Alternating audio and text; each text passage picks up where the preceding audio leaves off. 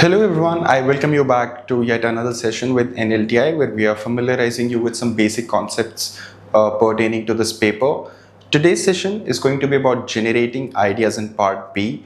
Now this is a very pertinent problem with many people who face for writing this paper, that they are able to come up with some ideas, they are able to come up with some arguments, but they struggle to really elaborate or come up with more ideas.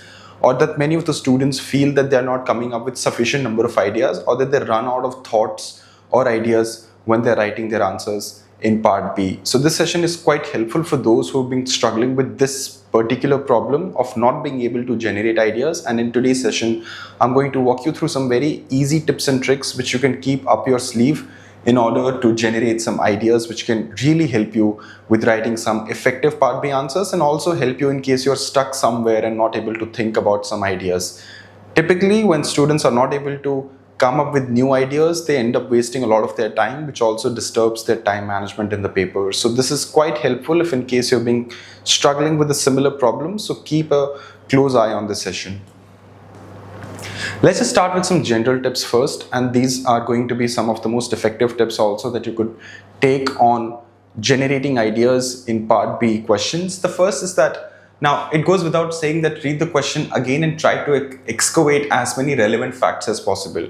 Now what I mean by this specific suggestion is that if you feel that you have exhausted all your thoughts and ideas on a certain question and you're not able to come up with something more, one way to go about is that you go back to the question. Of course, it will take some of your time, but it's worth going back to the question and once again reading the material facts which are provided in the question and underline those parts, and then try to see how well you can work with them. Because eventually, it's the material facts which are provided in the question which will be the Bible for your answer writing. So you have to, at all moments, go back to the question and see if there is any fact that you might have missed out on the first reading. Or perhaps there was a fact that you did account for, but you were not able to use it as effectively. So certainly this strategy takes up some of your time, but it also ensures in most cases that you will be able to come up with something more. Because on the first reading of any question, you will never be able to really figure out each and every fact that you could have used. So that's why it's useful to have in your pocket some useful strategies, and one of them is to just simply read the question, scan through the material facts once again, see if you missed out on any fact which could have been significant, or see if you were not able to use a certain material fact to its best possible extent. Second, now if this suggestion is not very workable for you because maybe you do not have as much time, or maybe because you are pretty certain that you have really exhausted all your material facts, then you can use some of these strategies of argumentations. First strategy is arguing by analogy. So see, the idea is that some questions by nature, and in 2023 NLSAT paper, if I remember correctly, the questions were very small, brief, and they were not giving people too much room to argue. So that's why many students face this difficulty, especially that year, because the questions were not as engaging and not as detailed as they were in other years of NLSAT paper.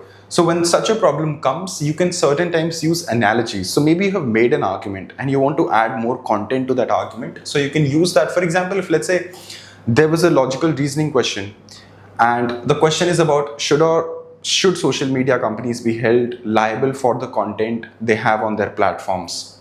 In such a case, you can say that if the company should be held liable, you were to use an analogy like, just as a company is liable for defective products that harm consumers, social media platforms should also be liable for harmful content they promote. So if you're trying to put forth a point, you can think of an analogous situation in which your point would also apply. So for example, if I'm trying to show that social media companies should be held responsible for the content they have posted on their platforms, then an analogous situation to that would be if someone is selling, let's say, a bag of wheat to a consumer, and if something comes out of that bag of wheat which is injurious to the consumer's health, then the seller will be held responsible because the seller is the one who sold this item to the consumer. In a similar way, social media companies are also allowing certain content to be consumed by a user, which means that it's through the social media app that the content is flowing. So you can use an analogy and think about any situation where, in whichever situation you are in and you're trying to make an argument, see if there is any analogous situation or a situation which mirrors the position you are in. And if it does, then try to argue through that analogy it does a few things for you. One, of course, it gives you some more content to work with. But second, argument by analogies are also very strong and effective arguments. They oftentimes deliver point home, but they also come with a lot of persuasiveness because it basically simplifies your argument. While your argument otherwise was slightly complex, when you analogize it with the other situation, it simplifies your argument significantly as well. So that's one way that you can argue. The second is arguing by consequences. This is the simplest way to argue, okay? Whatever position you have taken, if in case that position is not followed, then think about the consequences that would follow or the consequences that would ensue. So here, for example, supporting your position by predicting positive or negative consequences. So following our last example from this one, if social media companies are held liable for misinformation, they will invest in better content moderation, reducing harm to the public. So if my argument is that I want to hold social media companies responsible for the content they host on their platforms, then by doing so, and the reason we must do that is because if you look at the consequences of taking this action, then the consequences are that these companies are likely to invest more in things like content moderation, which reduces harm to the common public. So anytime you're stuck anywhere and if you feel your argument has stopped somewhere, think about the consequences of your argument, which is that think about the consequences when your argument succeeds and think about the consequences if your argument does not succeed. In that way, you will be able to come up with some good arguments which are effective and which also ensure that you get some good substance in your answer. Third is using hypothetical examples. Again, just like analogies, you can pop up some hypothetical examples which also help you add some extra content in your answer, but also help you actually add more persuasiveness. For instance, slightly different example, but for example, if a hospital refused to treat patients based on their gender, it would be illegal. Similarly, discriminatory design in public spaces should be challenged. The idea is that sometimes we can come up with a hypothetical scenario. For example, in this social media company one, if one were to say that we should hold social media companies responsible for the content they are hosting, you can use a hypothetical example like if a political leader is organizing a political rally and during that rally, the political leader makes some, let's say, makes seditious remarks or incites violence through their speech or delivers hate speech to its followers, all of which results in harm to the common public, then we will hold that person responsible because it's the content which is coming out of that leader and due to it harm is being caused. In the same way, social media companies should also be held responsible. So you can use hypothetical examples like that. You could say that if we can hold a leader responsible for the hate speech that they are spewing in a political rally, then in the same way, a social media company should also be held responsible. So these are very basic and elementary examples, but the point I'm trying to make here is that you should be able to come up with these things. So if you're running out of ideas, think about any hypothetical example, think about an argument by analogy, and think about what the consequences of your arguments are. The second step is asking why. Now this is important. If you think you have more to say in your argument, but you're not precisely sure how to go about it, I think you should go with a why cycle. For instance, if it's a situation which involves some two parties entering into a contract, one party feels they have been wronged by the other party in that contract, and eventually you are supposed to decide who is right and who is wrong in that situation, then you start asking yourself, for instance, one party says that I have been treated unfairly by the other party. So you start by asking, what is unfair in this situation? Why does this party feel they're being treated unfairly? You ask by what is the strongest point for each side? What is it that they can argue? What if I were the opposite side? How would I argue? What principle is at stake here? So these are all whys you're asking. You're asking, why is this side arguing for something? Why is the other side arguing for the opposite thing? What is at stake here? And what if I were the opposite party, what arguments would I have made? And what principle or issues are at stake in this case? So asking yourself a lot of these why questions gives you clarity. It also broadens your horizons of thinking because generally most students think from a very narrow point of view when they're reading a question and when they're especially writing an answer. They're limited by their own thinking because of course these kind of questions are these sort of questions are not the ones that many students tend to practice a lot. So that's why it's quite helpful to think about a question from multiple perspectives and to ask yourself why. The more you ask yourself why, the more it broadens your perspective. The second is zoom in and zoom out technique. This basically means focus on small details and also think broadly. So go into the specific details of that question. Look at what you're supposed to decide. So for instance, a very basic example. Two parties entered into a contract. One party promised the other party that I'll deliver the goods to you by so and so date. But this party which made that promise was not able to deliver goods. As a result, the other party said, I have been harmed, I deserve compensation. The first party raises a defense that the reason we could not delay or relay these goods or deliver the goods on time was because we were stuck in some emergency situation due to which we were not able to fulfill our obligation. In this case, you will look at the small details. Small details like, why was this first party not able to deliver goods on time? What were the reasons?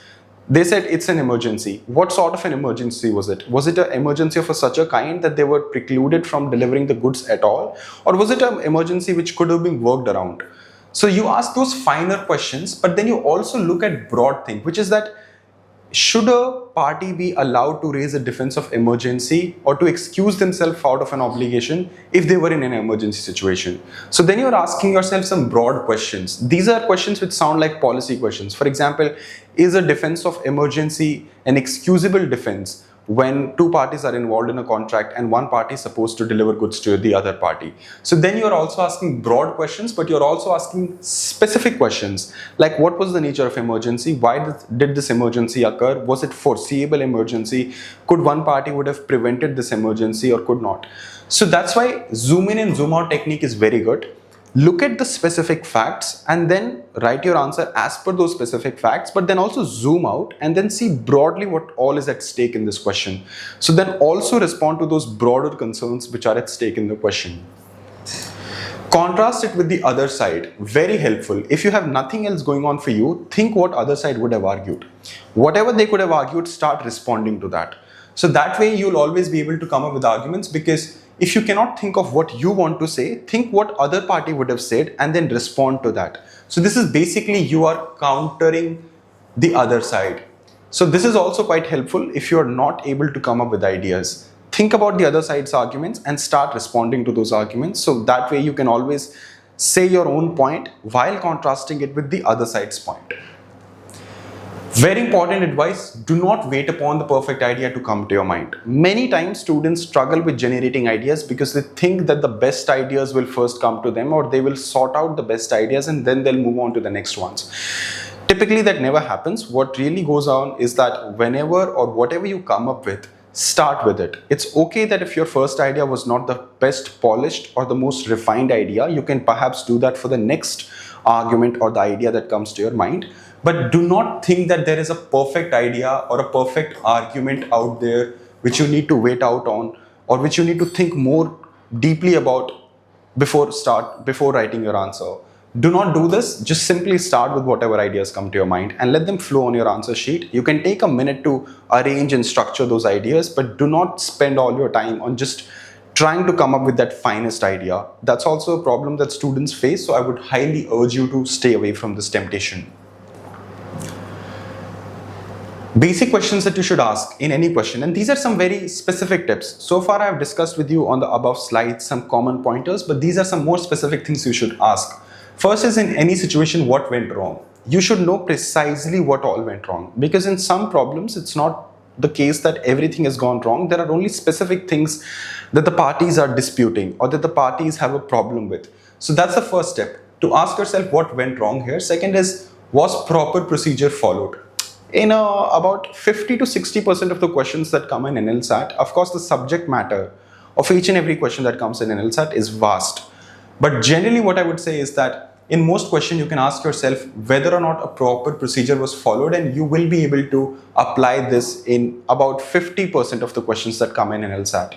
So always ask whichever party feels aggrieved, or whichever party is raising a complaint, or you're supposed to decide in whose favor you're going to decide, you should ask yourself, did the party follows the proper procedure? By proper procedure, I mean, depending on the facts of that specific question, see whether or not the way in which the parties acted was procedurally consistent, was procedurally coherent, or was it procedurally also fair among them.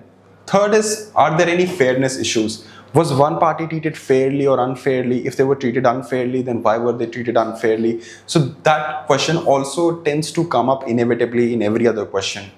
Third is, what are the broader implications, which we have just discussed above? How, when you zoom out, you're looking at the broader concerns that that question had. What would a reasonable people expect? Again, very helpful. For instance, in our example about two parties who were in a contract, one party did not deliver the goods to the other party because they were in an emergency situation. You could say that if there was a reasonable party, let's say the other party feels aggrieved, they say that we want compensation because the goods were not delivered on time. At that stage, you can say, and if nothing comes to your mind, you can say that if it were a reasonable person, how would they have expected the goods to be delivered? Would a reasonable person excuse non-delivery of goods because of an emergency situation, or would a reasonable person not do that? So you can use this reasonable people expectation quite handy in your answers. Lastly, what protects consumer or weaker parties? This is quite helpful because generally whichever party you feel is on a slightly disadvantaged side, if you're arguing in favor of that, then you can always make an argument about defending the weaker side, which has lesser resources, which has lesser means to access to justice and all these things. So which of your argument protects the weaker parties will also help you quite a bit in your answers. So all these things, like procedurally, was it fair? Was there any broader fairness issues? Broader implications, what a reasonable person would expect, all these things, just keep them in the back of your mind, because in about 50 to 70% of questions you will be able to use one among these four principles for sure. Lastly, as I said, circle key facts. We have already discussed this in the beginning of the session. The second is, identify something if it's missing. For example, sometimes if I am saying that the other party is responsible and they should compensate me because they failed to deliver goods, then you should ask yourself, is there something missing in the situation? Is there actually any obligation on this party to deliver on time? And if they fail to deliver on time, what were the consequences that can possibly come out of it? So then you should ask, in this factual scenario, are there any things which are missing, which the parties have not thought about? Note the timing of events, see how the things have unfolded. All these tips are part of you reading the facts carefully. So when you read your facts carefully, you will be able to answer these questions. So this is all there is to cover in this session about generating ideas. We have covered in the previous sessions about how you build your arguments, what should be the structure of your argument. So this session was specifically to help you with what to do if things are not working out for you and if you're unable to generate ideas. I hope this session was helpful for you. Thank you for watching and stay tuned for our rest of the sessions.